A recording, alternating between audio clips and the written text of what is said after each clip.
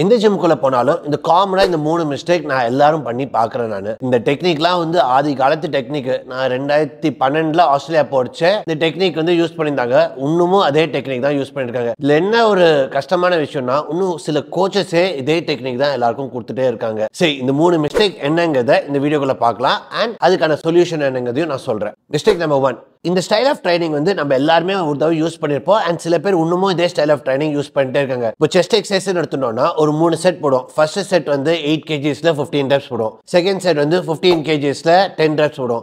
இதுல என்ன bro mistake இருக்கு? இது கரெக்டான தான் இருக்கு. நம்ம வந்து ப்ரேயர் வெயிட்ஸ் இன்க்ரீஸ் பண்ணி நம்ம போட்டுட்டே இருக்கோம் நம்ம. ஸோ இதுல என்ன தப்பு இருக்கு அப்படின்னு நீங்க கேட்கலாம். இது பேர் தான் பிரமிட் செட்.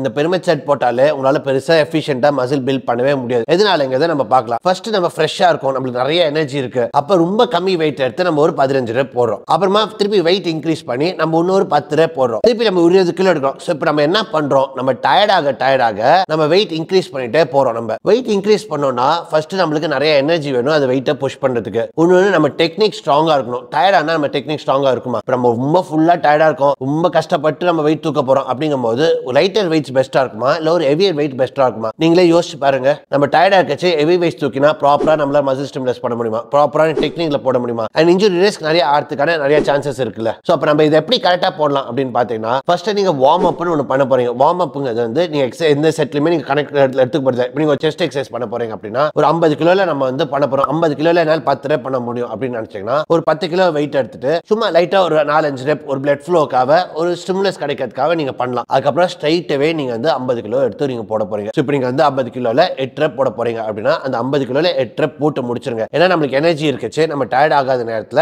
நம்ம ஹெவியர் வெயிட்ஸ் போடுச்சு, நம்ம கான்சன்ட்ரேஷன் அதிகமாக இருக்கும், நம்மளால நிறைய வெயிட் புஷ் பண்ண முடியும் அண்ட் டெக்னிக்கும் பர்ஃபெக்ட் ஆகும். ஸோ இன்ஜுரி ரிஸ்க்கும் அவாய்ட் பண்ணலாம், அதே சமயம் மசில் ஸ்டிமுலஸும் நம்மளுக்கு இம்ப்ரூவ் ஆகும். சரி, ஃபர்ஸ்ட் செட் போட்டு முடிச்சிட்டீங்க, 8 ரெப் கஷ்டப்பட்டு போட்டு முடிச்சிட்டீங்க. திருப்பி 50 கிலோல 8 ரெப் போடுறதுங்கிறது ரொம்ப கஷ்டமா இருக்கும். ஸோ நீங்க இப்போ என்ன பண்ணலாம்? டயர்டாகவும் ஆயிடுச்சு, நம்மளால திருப்பி 8 ரெப் போட முடியாதும் போது 50 கிலோலேருந்து 30 கிலோ நம்ம தூக்கலாம். இப்போ நம்ம வெயிட்டை கம்மி பண்றோம். ஸோ நம்ம டயர்டாக ஆக இப்போ நம்ம என்ன பண்றோம்? வெயிட்டை கம்மி பண்ணிட்டே போறோம். நம்ம வந்து திருப்பி 10 ரெப்போ 12 ரெப்போ நம்மளால எவ்வளோ அந்த வெயிட்ல போட முடியுதோ அந்த வெயிட் திருப்பி போட போறோம். திருப்பி ரெஸ்ட் எடுக்க போறோம். திருப்பி நம்ம வந்து ஒரு 20 கிலோ இல்ல அதே 30 கிலோல நீங்க இன்னொரு செட் போடலாம். அதே 10 ரெப்போ 12 ரெப்போ 15 ரெப்போ உங்களால என்ன ரெப்ஸ் பண்ண முடியுமோ அந்த ரெப் பண்ணலாம். ஸோ இப்படி பண்றச்சே என்ன ஆகும் அப்படின்னு பார்த்தீங்கன்னா உங்களோட மசில் ஸ்டிமுலஸும் அதிகமா இருக்கும். அதே சமயத்தில் உங்களோட ஃபெட்டிக்டா இருக்கிற நேரத்தில் உங்களால லைட்டர் வெயிட்ஸும் உங்களால நிறைய புஷ் பண்ண முடியும், நிறைய ரெப்ஸும் வரும். ஸோ நிறைய வால்யூமும் நம்மளால கவர் பண்ண முடியும். அண்ட் அதே சமயம் நம்மளால வந்து அந்த டெக்னிக் மிஸ் பண்ணாம நம்மளால எஃபெக்டிவா நம்ம இந்த ஒர்க் அவுட்டை பண்ண முடியும். ரெண்டாவது மிஸ்டேக், இந்த மிஸ்டேக் நம்ம எல்லாருமே பண்ணியிருப்போம், காமனா இருக்கக்கூடிய மிஸ்டேக். புதுசாக இப்போ யார் ஜிம் ஜாயின் பண்ணாலும் ஃபர்ஸ்ட் திங் எல்லாரும் என்ன சொல்றாங்கன்னா, ப்ரோ எனக்கு பைசப்ஸ் பெருசாகணும் ப்ரோ, நான் டெய்லி பைசப் ஒர்க் அவுட் போட போறேன், அப்பதான் எனக்கு பெருசாகும் அப்படின்பாங்க. நீங்க டெய்லி பைசப் ஒர்க் அவுட் பண்ணீங்கன்னா கண்டிப்பா பைசப் பெருசுலாம் ஆகாது, இன்ஜுரி தான் நடக்கும். என்ன ப்ரோ சொல்றீங்க? நான் டெய்லி ஒர்க் அவுட் பண்ணா கண்டிப்பா எனக்கு மசில் பெருசா தான் ஆகும் அப்படின்னு நினைச்சீங்கன்னா அதுதான் கிடையாது. நம்ம ஜிம்ல ஒர்க் அவுட் பண்றச்சு என்ன பண்றோம்னா மசில் ஃபைபர்ஸை மைக்ரோ டேர் பண்றோம். அண்ட் நம்ம வந்து ரிகவர் பண்றச்சு, தூங்கச்சு, ரெஸ்ட் எடுக்கச்சு, நம்ம வந்து ரிகவர் பண்றோம். ரிகவர் ஆச்சு, அது வந்து ஹீல் ஆகும், ஃபியூஸ் ஆகும், பெருசாகும், ஸ்ட்ராங் ஆகும். இதுதான் நம்ம மசில் பில்டிங்கோட ப்ராசஸ். ஸோ இந்த ரிகவரி ப்ராசஸ்க்கு நம்ம இம்பார்ட்டன்ஸ் கொடுக்காம நம்ம எக்ஸசைஸ் பண்ணிட்டே இருக்கோம் அப்படின்னா நம்ம அந்த டேர் ஆகிட்டே இருக்கிறது தான் நம்ம ஃபோக்கஸ் பண்ணுறமே தவிர அது ஹீல் ஆகி பெருசாகிறதுக்கான டைம் நம்ம கொடுக்கறது இல்லைன்னு அர்த்தம். ஸோ நம்ம வந்து ரிகவரி நிறையா இருந்தால் மட்டும்தான் நம்மளால மசில் க்ரோத்தே நம்மளுக்கு நிறையா இருக்கும். நீங்கள் கேட்கலாம், அப்போ எனக்கு அந்த மசில் வீக்காக இருக்குது, எனக்கு ஃபாஸ்ட்டாக க்ரோ ஆகணும்னா நான் நிறைய வாட்டி பண்ண வேணாமான்னு கேட்டிங்கன்னா நீங்கள் மற்ற மசில்ஸோட அந்த மசிலுக்கு ப்ரையாரிட்டி கொடுக்கணும். ஆப்வியஸாக அந்த மற்ற மசில்ஸோட அந்த மசிலை கொஞ்சம் அதிகமாக நம்ம ட்ரெயின் பண்ணணும். கொஞ்சம் தான் அதிகமாக ட்ரெயின் பண்ணணுமே தவிர நம்ம டெய்லி ட்ரெயின் பண்ணோம்னா நம்மளுக்கு ரிகவர் ஆகாது. நம்மளால எவ்வளோ ரிகவர் ஆக முடியுமோ அதுக்கு தகுந்த மாதிரி நம்ம வந்து ட்ரெயின் பண்ணணும். ஸோ இப்போ நீங்கள் பைசப் ட்ரைசப்ங்கிறது ரொம்ப சின்ன மசில். இப்போ நம்ம பேக் ஒர்க் அவுட் பண்ணாலுமே நம்ம பைசப் மசில் செகண்டரி மசிலா ஒர்க் ஆகும். இப்போ நம்ம பெஞ்ச் பிரஸ் பண்றோம், நீ புஷ் மூவ்மெண்ட் பண்றோம், ஷோல்டர் பிரஸ் பண்றோம், அதே நம்ம ட்ரைசப் மசில் செகண்டரி மசிலா ஒர்க் ஆகும். ஸோ ஆர்ம்ஸ்ங்கிறது மோஸ்டா எல்லா அப்பர் பாடி ஒர்க் அவுட்லயுமே நம்மளுக்கு அது இன்வால்வ் ஆயிட்டே தான் இருக்கும். ஸோ நீங்க டைரக்டா மசில் நீங்க டார்கெட் பண்ணி ஒரு 3 நாள் வாரத்துக்கு பண்ணாலே போதுமானது நம்ம மசில் பில்ட் பண்றதுக்கு நம்மளுக்கு ஈஸியா ஆகும். ஸோ நீங்க வந்து 3 வாட்டிக்கு மேல நீங்க பண்ணீங்கன்னா உங்களுக்கு ரிகவரபிலிட்டி இருக்கான்னு பாருங்க, உங்களுக்கு மசில் க்ரோ ஆகுதான்னு பாருங்க. சம்டைம்ஸ் 4 வாட்டி 5 வாட்டி நீங்க போனீங்கன்னா பைசப்ஸ் தான் க்ரோவே ஆகாது. மேக்ஸிமம் 3 வாட்டி நீங்க ஒரு வாரத்துக்கு பண்ணாலே போதும். பை அண்ட் ட்ரை உங்களுக்கு ஈஸியாவே மசில் க்ரோ ஆகும். ஸோ எப்பவுமே நிறைய பண்றதுனால நம்மளுக்கு நிறைய ரிசல்ட் கிடைக்குமானா அது கிடையவே கிடையாது. எப்பவுமே சில நேரத்தில்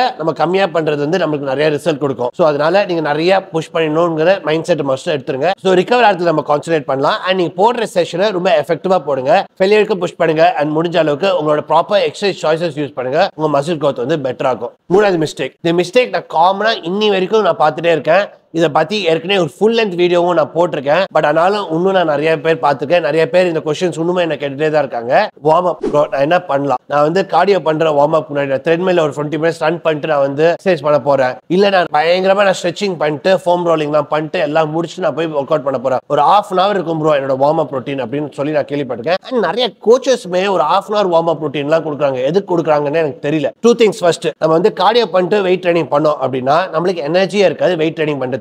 வெயிட் ட்ரைனிங் நம்ம எஃபிஷியன்டா பண்ணணும்னா நமக்கு நிறைய எனர்ஜி வேணும். நம்ம நிறைய எனர்ஜி இருந்தா மட்டும் தான் நம்மளால எஃபெக்டிவா புஷ் பண்ண முடியும், நிறைய வெயிட்ஸ் எடுக்க முடியும், அண்ட் வால்யூமும் நம்மளால போட முடியும். இப்போ நீங்க ஒரு half an hour கார்டியோ பண்ணிட்டு நீங்க வந்து ஒர்க் அவுட் பண்ண போறீங்க அப்படின்னா கார்டியோ பண்ணதுலேயே நம்மளுக்கு பாதி எனர்ஜி போயிடும். இருக்கிற பாதி எனர்ஜில நம்மளால எவ்வளவு எஃபிஷியன்ட்டா உங்களால ஒர்க் அவுட் பண்ண முடியும் நீங்க நினைக்கிறீங்க? பெருசாலாம் நம்மளால ஒர்க் அவுட்டே பண்ண முடியாது. ஸோ அதனால வந்து கார்டியோ பண்ணிட்டு ஒர்க் அவுட் பண்றதுங்கிறது ஒரு வேஸ்ட், சுத்த பைத்தியக்காரத்தனம் பண்ணாது. அதனால நம்ம மசில் பில்டிங் வந்து பெருசாலாம் நம்மளால பண்ணவே முடியாது. இன்னொன்று ஸ்ட்ரெச்சிங் பத்தி ஃபுல் லென்த்தா நம்ம இந்த வீடியோக்குள்ள போகல. ஸ்ட்ரெச்சிங் பத்தி ஒரு வீடியோ நான் கம்ப்ளீட்டா ஃபுல் லென்த்தா பண்ணியிருக்கேன். அது மேலே வரும்னு நினைக்கிறேன். நான் எடிட்டிங் ப்ராப்பரா இருந்தா மேல லிங்க் வரும், அதை கிளிக் பண்ணி அந்த வீடியோ பாருங்க. பட் ஆனா ஸ்ட்ரெச்சிங் இன் ஜெனரல் நம்ம பண்ணோம்னா நம்மளோட எக்ஸசைஸ் எஃபிஷியன்சியோ இல்லை அவுட்புட்டையோ கம்மி தான் ஆக்குமே தவிர அது அதிகமாக ஆக்கும்னு வந்து எந்த ரிசர்ச் பேப்பர்லயும் எங்கேயுமே சொல்லல. அண்ட் இன்னொன்று நிறைய ஸ்டாட்டிக் ஸ்ட்ரெச்சிங் நீங்க பண்ணீங்க அப்படின்னா இன்ஜுரி ரிஸ்க் அதிகமாகவே தவிர உங்களோட efficiency of the work out கம்ப்ளீட்டா இம்ப்ரூவ் ஆகாது. என்னோட ஜிம்ல நான் யாருக்குமே வார்ம் அப்பே கொடுக்க மாட்டேன். நான் ஆமா பயங்கர கான்ட்ரவர்ஷியலா இருக்கலாம். எனக்கு கமெண்ட் செக்ஷன்ல நிறைய பேர் வந்து டிஸ்ப்ரூவ் பண்ண ட்ரை பண்ணலாம், இல்ல திட்டலாம்.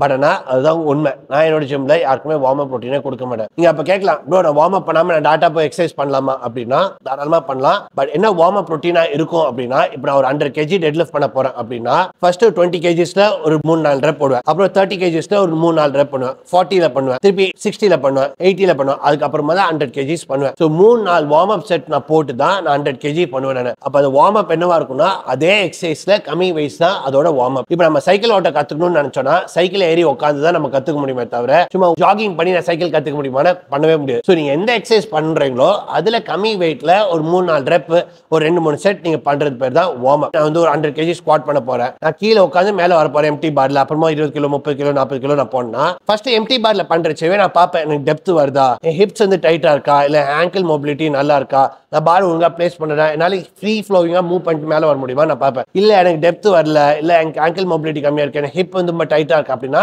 அதுக்கு தகுந்த மாதிரி மொபிலிட்டி ட்ரில். ஸோ அதுக்கு நான் என்ன பண்ணணுமோ அந்த மூவ்மெண்ட் ஃப்ரீயா இருக்கு அதெல்லாம் பண்ணிட்டு வந்து நான் வந்து திருப்பி ஸ்குவாட் பண்ணி பார்ப்பேன். ஓகே ஃப்ரீயா இருக்கா, அப்புறமா நம்ம வெயிட்ஸ் லோட் பண்ணி நம்ம வார்ம் அப் ரொட்டீனை கண்டினியூ பண்ணி அப்புறமா ஒர்க்கிங் செட் பண்ணுவோம். ஸோ வார்ம் அப் ரொட்டீன்ங்கிறது ரொம்ப ஸ்பெசிஃபிக்கா ஒருத்தருக்கும் மாறும். ஸோ நீங்க ஸ்ட்ரெச்சிங்கோ ஃபோம் ரோலிங்கோ இல்லை கார்டியோ வார்ம் அப்பா பண்ணிட்டு நீங்க வெயிட் ட்ரைனிங் பண்ணீங்கன்னா கண்டிப்பா மசில் பில்டே ஆகாது. ஆனா எஃபிஷியன்ட்டா நம்மளுக்கு மேக்ஸிமம் அவுட்புட் வேண்டிய அளவுக்கு கண்டிப்பா மசில் பில்ட் ஆகாது. அண்ட் நிறைய இன்ஜுரிஸும் அது காஸ் பண்ணும். ஸோ நிறைய இன்ஜுரிஸ் காஸ் பண்ணுச்சுன்னா உங்களோட மசில் பில்டிங் ப்ராசஸே அது வந்து அஃபெக்ட் பண்றதுக்கு நிறைய சான்சஸ் இருக்கு. இந்த மிஸ்டேக்ஸ் எல்லாத்தையும் அவாய்ட் பண்ணிட்டீங்கன்னா ஈஸியா உங்களால 3 வருஷம் சேவ் பண்ண முடியும். அப்படின்னா உங்களால ஈஸியா மசில் பயங்கர ஃபாஸ்டா பில்ட் பண்ண முடியும் இன்ஜுரிஸ் இல்லாம. இந்த வீடியோ பிடிச்சா லைக் பண்ணுங்க. உங்க ஃப்ரெண்ட் யாராவது இன்னும் இந்த 3 மிஸ்டேக் பண்ணிட்டே இருக்காங்க அப்படின்னா இந்த வீடியோ ஷேர் பண்ணுங்க, அவங்களும் கரெக்ட் பண்ணி உங்க அளவுக்கு நிறைய மசில் பில்ட் பண்ணட்டும். அண்ட் இது மாதிரி இன்ட்ரெஸ்டிங்கான வீடியோஸ் பார்க்கறதுக்கு என் சேனலுக்கு சப்ஸ்கிரைப் பண்ணுங்க. அது வரைக்கும் பாய்.